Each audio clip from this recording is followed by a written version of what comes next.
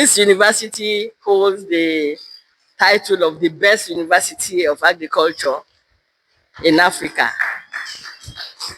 And we are so proud of it that this university, by our founding fathers, had the foresight.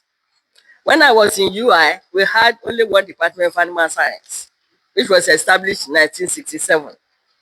And the first breeder was employed in 1969 from University of Minnesota. But Baba Oyenuga then felt there's something missing in our animal science practice. Although we had at that time, by virtue of Professor Hill and so on and so forth, that, oh, you cannot develop animals in Africa because diseases will not allow you to grow in Africa. So I said, so we should be eating diseases. We should not eat the livestock. But when my supervisor now came, now said, you people are downgrading your animals. West African dwarf, West African days, West African buturu, and so on and so forth. You don't encourage these your animals that they are very important aspect of livestock in the world. So don't stop playing down on this. It's a misnomer. I said, okay, no problem. You are a breeder. So thank God that by 1976, she was able to produce me as the first animal breeder in UI. And then I started working at IAR&T, which is under Ife. Then I developed the pig breeds from the local breeds that are roaming around. I was able to standardize our own pig breeds to commercializable level. Unfortunately for me, I didn't have money to register it. And when I crossed over to Funaab here in 1993, Professor Baba Adebambo said, Mr. Adebambo, you have been working on, I started working on pigs in 1973. And I moved here in 1993. Said, you have been working on pigs all these years. Can you please do something else for Funaab? I said, okay, let me try my hand on chicken. I would have loved to try my hand on dairy cattle. Because with biotech, we can rapidly develop dairy breed for Nigeria. Instead of waiting for 6 years or 5 to 6 years to select, we can select with biotech at the age of 6 weeks. With the IGF gene and so on, the genes that we edit and transfer here and there. We can start developing dairy breed from 6 weeks of age. But I had to take the indigenous chicken. And then we had to travel around Nigeria. My son, the collaborator there, Dr. Weto, and some of our students. I said, if you bring rare breeds, you are giving some stipend. And then you are encouraged to stay with us if you want to be a breeder. Breeding is capital intensive. It's a lot of money. And when everybody goes on holiday, we never go. When they're on strike, we cannot. Because I told my students, the chicken will not call you in your house that is going to lay. And we must take the data of the father, the mother, the grandfather of the chicken and take the egg size, the day the egg was first laid, the weight of the bird that first laid the egg. Everything must be recorded. Because internationally, they will ask for all those data. If you don't have them, you are not a breeder. So I want to thank God that in this university, when Baba Adebambo came, he now serialized this university into different departments under livestock. We have the College of Animal Science, but under that college, we have Department of Animal Breeding and Genetics, we have Animal Production Department, we have Nutrition Department, we have Pasture and Range Management Department, we have Reproductive Physiology Department, and then we have the Veterinary College. So that has made us to be all-encompassing, all over, with everything that we require to have a livestock center in Funaab. Sir, having gone through all that, I want to ask Honorable Minister, why do we have Funaab Alpha matters in Nigeria? When I started developing the Funaab Alpha in 1994, we started collecting in 1993. By 1994, we were able to gather all sorts of breeds. If I tell you that we gathered more than 1,000 different birds, and we screen them down based on performance, productivity, sustainability, survivability, rearing in confinement, and so on. There's so many traits. We have to look into all these breeds before we now started multiplying them. From 1,000, we reduced it to 27. And from 27, we started, that was the pedigree. We now started multiplying from there and then crossbreeding. By the time we are registering 2018, we already have the Funaab alpha dual purpose, which is for both meat and eggs. And we put black color on that.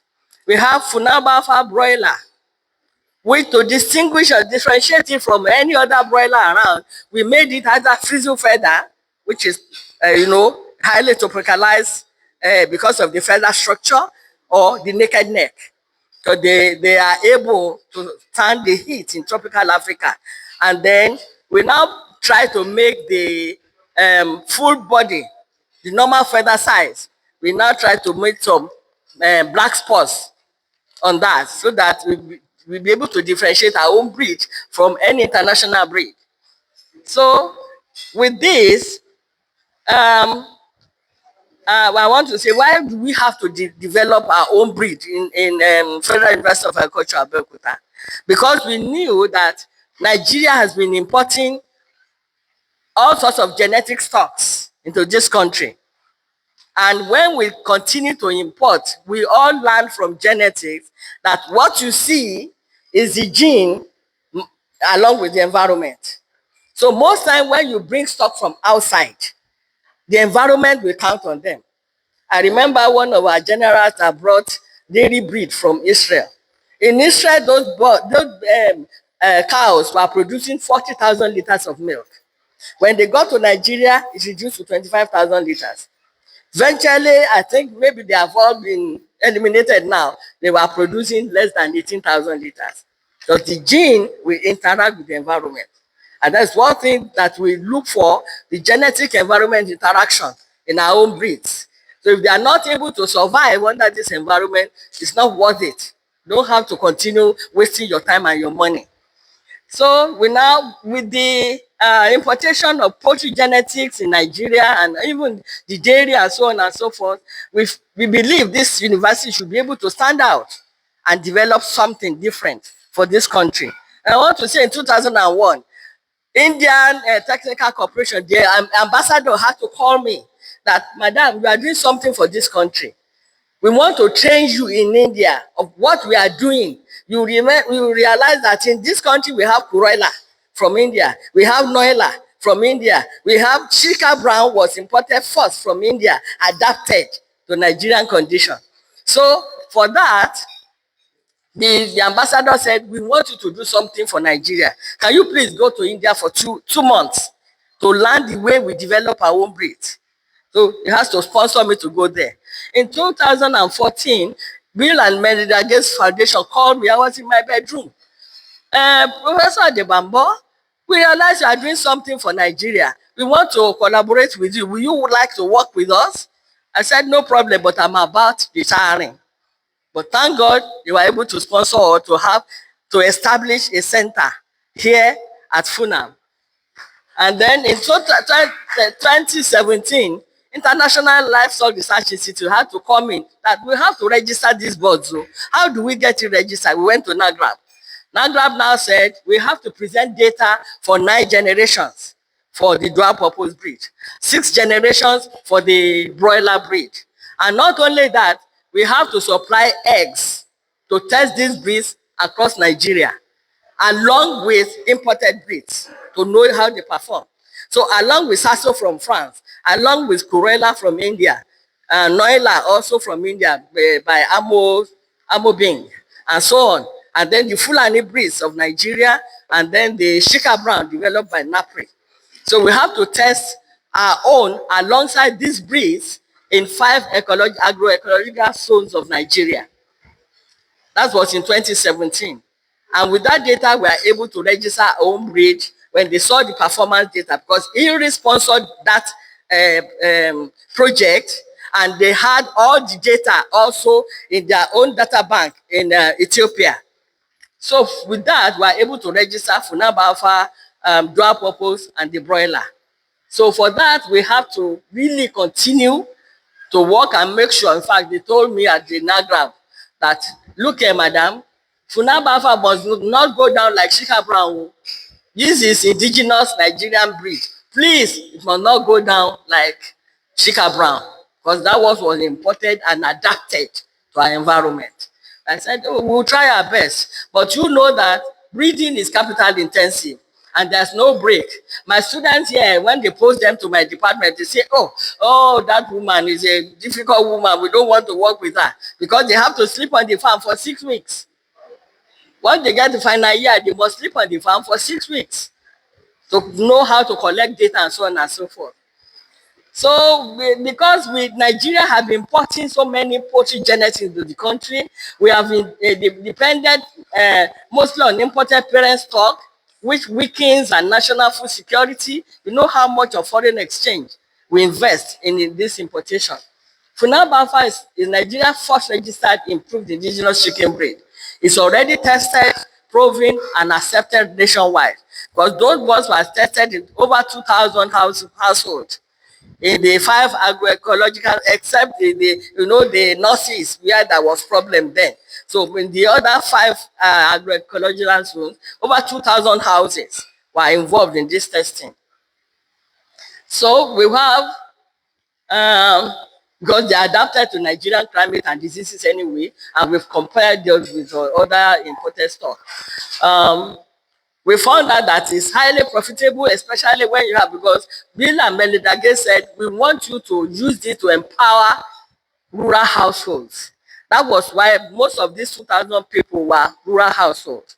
We visited some in Nasarawa, we visited some in Port Harcourt, we visited some in Benin, and we have some birds in Kebbi. In fact, these KB people were asking for 5,000 new chicks every day. I said, we are having problem, the challenge of electricity and challenge of maintaining these birds with the feed resources that we are having in Nigeria right now. We know the cost of feed for poultry now in Nigeria. But despite that, we know that it's highly profitable. The profitability has been demonstrated in most of the farms.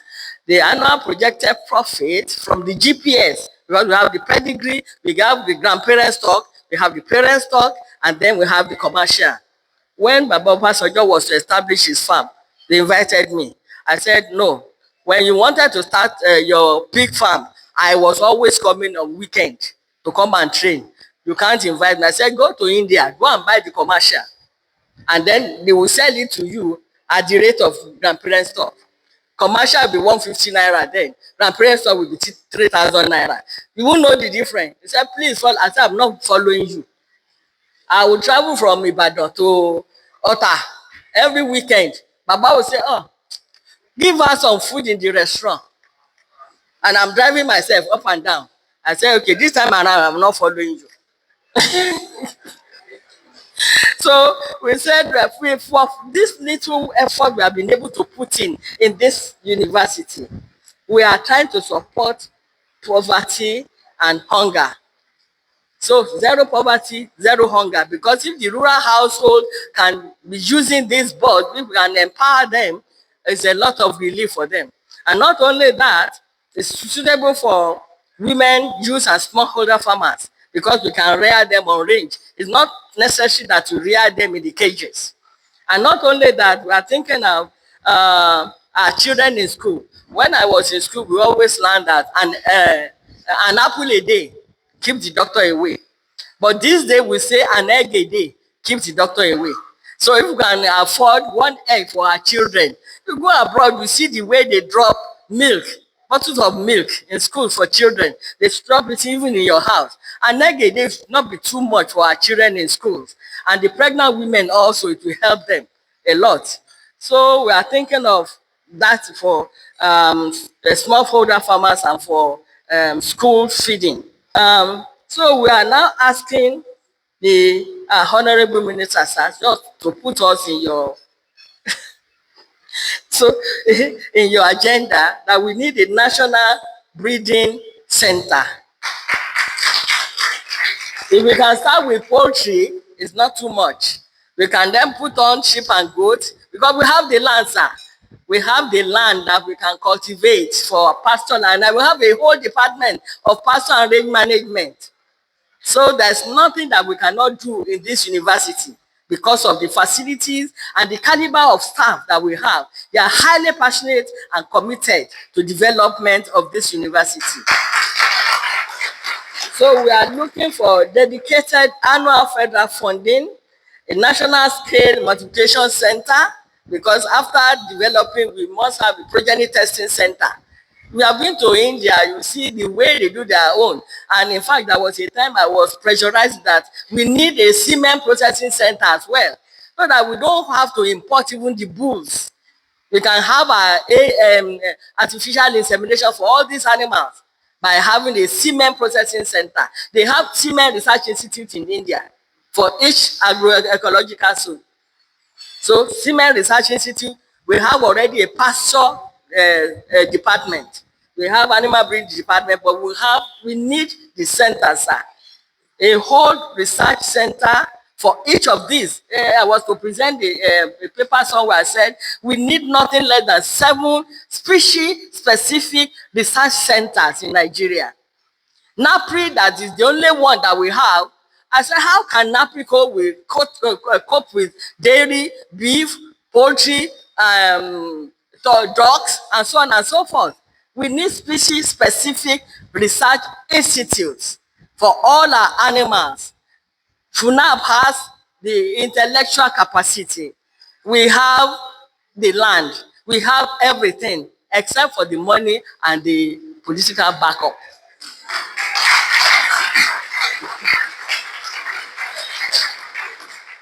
So we need a policy that mandating indigenous stock inclusion in our animal breeds. We cannot neglect 34 million cows, 44 million goats, 180 something million chicken, with ducks, with all these other breeds. In fact, we are working presently on our guinea fowl, because those birds are seasonal. We want to remove seasonality from their life. Just like we remove mothering ability from our chicken. Because if we don't remove the mothering ability, they want to lay in cluster sizes. They want to hatch their egg. It's not allowed in chicken. So we remove the mothering ability. You cannot be a mother to you can be a mother in your house, but not among chicken. So we have to remove it so that they be able to produce 240 to 280 eggs per annum. If you don't do that, they want to produce 60 to 100 eggs per annum. And thank God for now alpha chicken, while the others start laying at 22, 25 weeks of age, Funaab alpha starts laying at 16 to 18 weeks. And normally by 12, 18 weeks of age, the normal breeds weigh 800 grams. But Funaab alpha, by 8 weeks, we are weighing 1.8 to 2.2 kilograms. They have early laying ability, and then we have now with crossbreeding, people will say, oh, white egg, and Olorisha, we don't want. I said, no, you just wait, we'll do something. So we are now having brown eggers. So our birds are laying brown eggs. And instead of 30, 39 gram eggs, we are now having 50 to 60 gram eggs from Funaab alpha. And then we need renewable energy support for our hatcheries. So we have 110,000 capacity incubator at the farm, sponsored by Bill Gates. And we have 54,000 capacity hatcher set up on our Funaab farm here. So what it means is we can be hatching 50,000 eggs every 3 days. But we cannot do that now because of the energy problem. And then the feed problem is another problem, because when we started, I think a bag of poultry breeder was about 7,500. Now it's between 20 and 24,000. Even with my little pension, when they cry to me, Mama, there's no feed, though, I say, okay, this is how much I have left. Go and buy. So I can't allow my boss to suffer. So those are the problem, and all the staff, even some students will contribute so that their project will not suffer. So we are really appealing to our minister, sir, We are in their their streets right now. We need your support. We need feed innovation support. We have that department, and our people are even trying to make sure that we modify our feed. Then we need security and infrastructure support. The security, one farmer was telling us that he has, I think, 1,000 birds, and the way they seal eggs, I had to force the university to give us CCTV on our farms. But sometimes I will just find maybe at 5 o'clock or at 6, 7 a.m. activity detected. Then I will call Dr. Weto is here, is in charge. And then that Professor Adebambo too. I said, who is in the farm? Who is in Pen 10? Because I can see activity detected. Or in the Guinea Fowl area, activity detected. So who is there? Maybe there are some students, but they knew the staff we have to send away because we will come very early and kill our chicken. Then that is because I'm hungry, because that was what he told the CSO, the Chief Security Officer. It's because I'm hungry. So we are thinking that Funaab should be the national hub for breed development for Nigeria. We have for Funaab Alpha 30 plus the 1994 till date, 30 plus years of proven work by our people. Unfortunately for me, once I train these students, they jump out. I have students in US, students in South Africa, in Ireland, in Britain. They will catch them and take them away. So to now keep our staff is a big problem. International support from Gates Foundation and IRRI has sustained us thus far. And then existing scientific capacity, we have it. The registered breed, the breed has been registered, and then we have farmer acceptance. We want to please, sir, this is an opportunity, a great opportunity that we have to talk and appeal that, sir, we need species-specific animal breeding centers. India has more than 20 of them. So, and then we have the department, we have the intellectual capacity, we have the land, we have, except for the passion. Unfortunately for us, breeders need passion. Nutritionists don't have to stay on the farm all the time. You can just rear your birds within a few weeks, slaughter them, and go away. All the others don't have to stay. But if I don't have the record of the grandfather of my chicken, I'm in trouble. So I'm also know the mother of my egg. That's why we cannot go on holidays at all. So 8 months of strike last year. Was it not 8 months of strike? We dare not go away. So everybody will go and stay at, even non-academic staff. Thank God we were blessed by one man that had worked in IITA. That's why he's able to stay along with us. When yesterday they started national strike, he couldn't go. He's still on the farm. We say, I can't afford to leave these birds. If they don't eat, I don't feel like eating. So I want to thank you, sir, for patiently listening to us, and we expect something better. Thank you so much, sir. Agri Premier Insight TV, promoting food security through Agri Premier.